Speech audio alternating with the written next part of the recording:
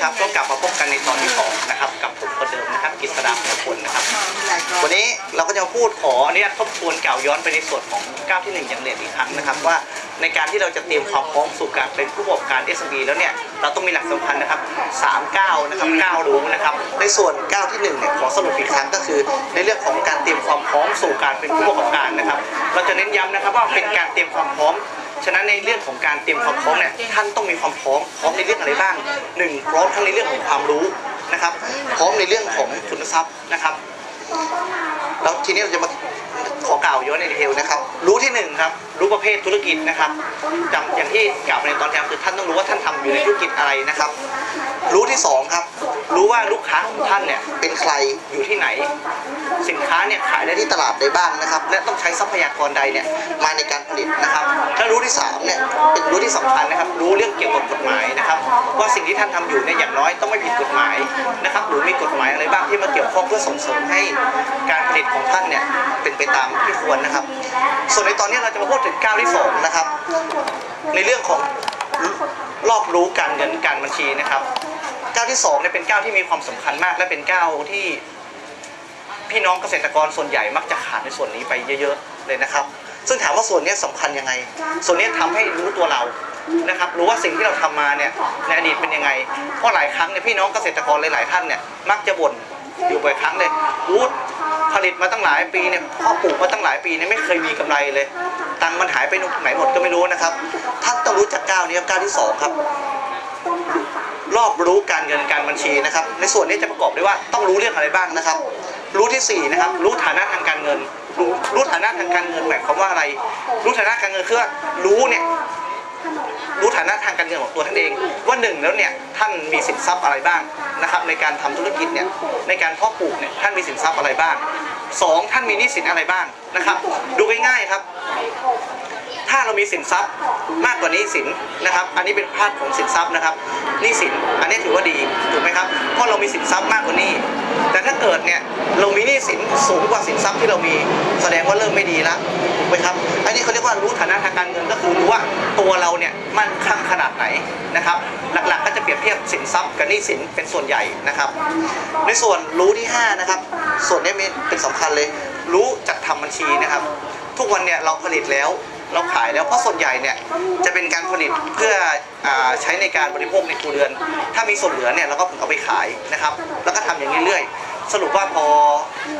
ทุกสิ้นปีเนี่ยเราก็จะพบว่าเราไม่มีตังค์เพิ่มขึ้นเลยเพราะอะไรเพราะท่านไม่รู้จักทำบัญชีนะครับบัญชีที่ว่านี่หมายความว่าอะไรก็คือหลักง่ายๆครับเป็นบัญชีรายรับรายจ่ายรายวันนะครับหรือบัญชีครัวเรือนที่ทางธกส.เรียกกันนะครับในนี้ก็จะบันทึกว่าวันนี้ท่านมีรายรับอะไรเกิดขึ้นบ้างนะครับวันนี้ท่านได้จ่ายเงินไปในส่วนใดบ้างนะครับ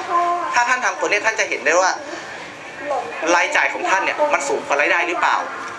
หรือรายได้ที่ท่านมีเกิดขึ้นเนี่ยในแต่ละปีเนี่ยมันสูงกว่ารายได้หรือเปล่าถ้าสิ้นปีเราสรุปได้ว่าเนี่ยรายได้มันมากกว่ารายจ่ายที่ออกไปแสดงว่าเรามีผลกำไรแล้วเห็นไหมครับพอเราพูดย้อนกลับมาในเรื่องของการเป็นธุรกิจพูดถึงเรื่องผลกำไรนะครับถ้าท่านมีกำไรแสดงว่าท่านผลิตได้อย่างมีคุณภาพพร้อมจะเติบโตอย่างยั่งยืนแต่ถ้าหลังจากท่านทำบัญชีแล้วเนี่ยท่านพบว่ารายได้เนี่ยมันน้อยกว่ารายจ่ายเห็นไหมครับมันจะไม่ประสบความสำเร็จฉะนั้นต้องมีการปรับปรุงครับโดยอาศัยองค์ความรู้เห็นไหมครับเราเตรียมตัวจากการเป็นผู้ประกอบการมาแล้วว่าเรารู้ทั้งในเรื่องของประเภทธุรกิจเรารู้ตลาดเป็นยังไงเรารู้วัตถุดิบเป็นยังไงรู้กฎหมายเราได้ทำปรับปรุงในส่วนนี้แล้วหรือยังนะครับเพื่อจะมาให้รู้ว่าเพื่อจะทำให้รายได้ในสูงกว่ารายจ่ายธนาคารเรามีการที่สอนการทำบัญชีไหมครับครับในส่วนของธกส.เนี่ยเราก็จะมีการส่งเสริมนะครับให้เกษตรกรมีการจัดทำบัญชีครัวเรือนอยู่แล้วนะครับซึ่งมีการให้ส่งเจ้าหน้าที่พัฒนาธุรกิจสินเชื่อประจำแต่ละสาขาเนี่ยออกไปสอนชาวบ้านเป็นระยะนะครับไปทำบัญชีครัวเรือนครับในนี้ก็จะเป็นการบันทึกง่ายๆอย่างที่ผมเรียนในเบื้องต้นก็คือว่ามีการจดบันทึกรายได้ที่เกิดขึ้นในแต่ละวันเช่นวันนี้ขายผักได้นะ100 บาท200 บาทแต่วันนี้ท่านจะจ่ายอะไรไปบ้างนะครับถ้าเกษตรกรบางคนไม่ได้เป็นลูกค้าธนาคารเนี่ยเขาจะไปดูเข้าไปในเว็บไซต์ของธนาคาร สจะดีรู้จักการทำบัญชีไม่ดีครับในส่วนของเว็บไซต์ของธนาคารเนี่ยก็มีในส่วนของการสอนในเรื่องของพวกนี้อยู่แล้วสามารถเข้าไปได้ที่ www นะครับบอก .baac.or.th นะครับในส่วนนี้ก็จะมีทั้งในเรื่องของความรู้เกี่ยวกับทั้งด้านการเงินนะครับแล้วก็เกี่ยวกับธนาคารนะครับสามารถไปสืบค้นได้ครับครับผมจะมีการสอนการทำบัญชีอย่างง่ายๆอยู่ในภายในเว็บนะครับแต่ถ้าเกิดถ้าท่านไม่มีจริงอยากให้เน้นหลักอย่างนี้อย่างน้อยๆเนี่ยไม่จำเป็นต้องมีรูปแบบที่ชัดเจนท่านมีเพียงกระดาษแต่ขอให้ทำการจดทุกวันจดให้รู้ว่าวันนี้มีรายได้เกิดขึ้นอะไรบ้างอันที่สองเนี่ยมีรายจ่ายอะไรเกิดขึ้นบ้างจดทุกวันแล้วลองมาดูซิว่าสิ้นเดือนเนี่ยเดือนนี้รายได้ลดมากกว่ารายจ่ายหรือเปล่านะครับถ้าปรากฏว่าถ้ารายจ่ายมันสูงกว่ารายได้ท่านต้องปรับปรุงละวิธีการปรับปรุงมีหลายอย่างครับ1ท่านอาจจะเพิ่มรายได้เพื่อให้สูงกว่ารายจ่ายหรือ2ท่านจะต้องลดรายจ่ายที่ไม่จำเป็นบางตัวออกพวกนี้คือหลักของการเปลี่ยนแปลงแบบง่ายๆนะครับนี่ธนาคารเรามีแบบคือเป็น YouTube ในการสอนการทำบัญชีอะไรพวกนี้ในส่วนของการจัดทำ YouTube ในส่วนบัญชีเนี่ยของธนาคารเนี่ยตอนนี้เริ่มมีการทยอยจัดทำไปแล้วนะครับแต่บางที่อาจจะยังไม่ครอบคลุมทั้งหมดนะครับอาจจะต้องเร่งทำในระยะต่อไปครับแต่ว่าโดยส่วนใหญ่ในหลักการเบื้องต้นเนี่ยธนาคารจะเน้นโดยการให้พนักงานสินเชื่อประจำสาขามากกว่าซึ่งจะอยู่ใกล้กับพี่น้องโดยตรงเลยเข้าไปสอนนะครับในแต่ละกลุ่มซึ่งทางธกสเนี่ยจะมีการจัดประชุมกลุ่มในแต่ละกลุ่มตามพื้นที่อยู่แล้วครับซึ่ง